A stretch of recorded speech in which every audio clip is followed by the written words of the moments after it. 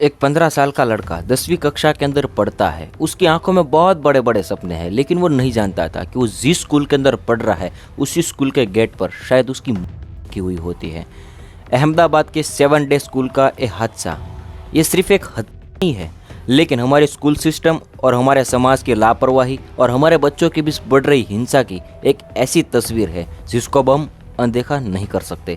नमस्कार दोस्तों, my name is Akshay. आप देख रहे हैं मिस्टर क्रॉप्टे का स्पेशल एपिसोड। पीड़ित नयन सहानी 15 साल का था और 10वीं कक्षा के अंदर अहमदाबाद की मशहूर स्कूल 7 डे स्कूल के अंदर पढ़ता था। सिंधी समुदाय से आता था और अहमदाबाद के घोड़ासर इलाके के अंदर वो रहता था। वहीं पर अपराधी 16 साल का था और 8वीं कक्षा के अंदर पढ़ाई करता था। अब 19 अगस्त 2025 अहमदाबाद के खोखरा इलाके के अंदर दोपहर के 12:30 बजे हो गए और स्कूल की छुट्टी हुई होगी कि नयन सतानी स्कूल से बाहर निकला। जैसे वो स्कूल के गेट तक पहुंचा कि वहां पर अपराधी पहले से उसका इंतजार कर रहा था। उसने नयन को वहीं पर ही रोक लिया और अपनी जेब के अंदर हाथ डाला और वहां से उसने एक न्यूक्लियर हथियार जो कि उसने फिजिक्स लैब से चाकू जैसी धार वाला औजार चुरा लिया था और उसने वो औजार अपनी जेब से निकालकर सीधा नयन के पेट के अंदर भोंप दिया। अब नयन खून से लथपथ हो चुका था। वो अपना पेट पकड़कर स्कूल के गेट से स्कूल के अंदर गया। वहां पर सुरक्षा गार्ड मौजूद था, लेकिन उसने भी नयन की मदद नहीं की। यहाँ तक कि स्कूल के स्टाफ टीचर किसी ने भी नयन की मदद नहीं की और 108 को या एम्बुलेंस को भी फोन नहीं किया गया,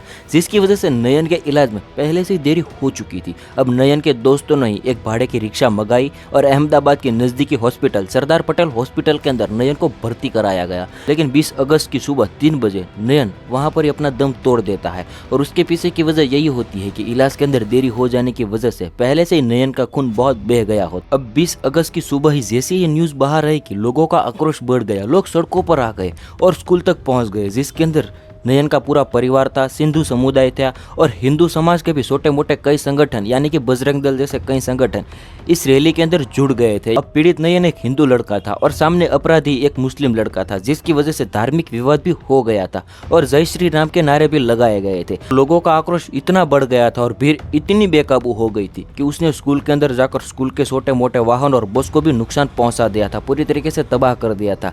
क्लासरूम को भी पूरी तरीके से नष्ट कर दिया था और स्कूल के प्रिंसिपल को भी बहुत बुरी तरीके से मारा गया था।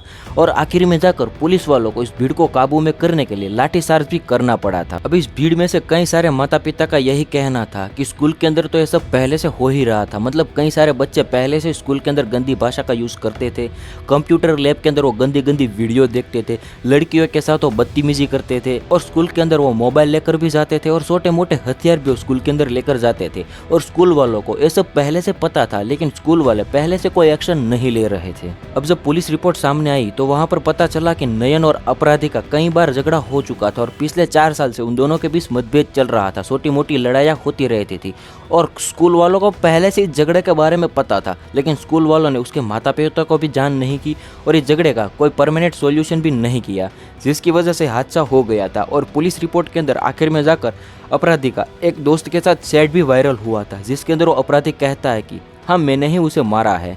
हाँ, वो कह रहा था मुझसे कि तुझसे क्या ही हो जाएगा, अब देख लिया ना मैंने क्या कर दिया। उसका दोस्त कहता है कि इतना ही था तो उसको मार पीट देते, लेकिन उसको जान से मारने की क्या ज़रूरत थी। अब वो दोस्त के रिप्लाई के अंदर कहता है कि हाँ जो हो गया सो हो गया। फिर दोस्त कहता है कि हाँ ठीक है जो हो गया सो हो गया, लेकिन अब कुछ दिन अंडरग्राउंड रहना, मामला जैसे ही शांत होगा कि फिर वापस तू आ जाना। इन चैट मैसेज से पता चलता है कि नयन पर हमला होने वाला था। उसका प्लान अपराधी ने पहले से ही तय कर रखा था, लेकिन अपराधी उसकी जान लेना चाहता था या नहीं चाहता था उसकी अभी तक कोई कंफर्मेशन नहीं मिली है। लेकिन पुलिस के पास अपराधी गिरफ्तार हो चुका है और साथ ही अपराधी का साथ देने वाला दोस्त था वो भी गिरफ्तार हो चुका है। उन दोनों पर अभी फिलहाल कार्यवाही चल रही है। केस की अपडेट आपको मैं वीडियो के बाद कम्युनिटी गाइडलाइंस के अंदर भी देता रहूँगा, तो प्लीज़ चैनल पर अगर नहीं आए हो तो इस केस के अंदर जुड़ जाना।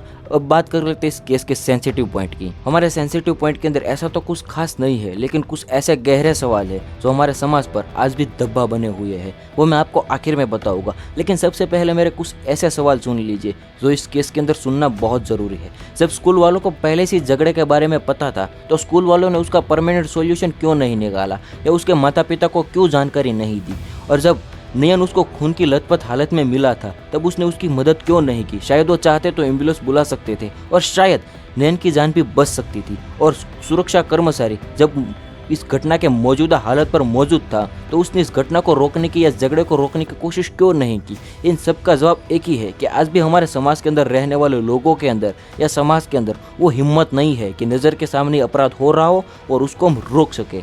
बाकी स्कूल के अंदर हम बच्चों को अच्छे माहौल के अंदर और महफूज जगह समझकर पढ़ने के लिए भेजते हैं, और वहीं पर अगर बच्चे सेफ नहीं रहेंगे तो बताइए बच्चों की सुरक्षा के लिए आज भी हमारा समाज कोई परमानेंट सॉल्यूशन नहीं ढूंढ पाया है। कि खैर यह घटना सिर्फ एक परिवार का दर्द नहीं था, नयन का दर्द नहीं था, लेकिन पूरे समाज का दर्द था कि स्कूल पर ही हमारे बच्चे सेफ नहीं है तो आखिरकार हमारे बच्चे सेफ कहाँ है।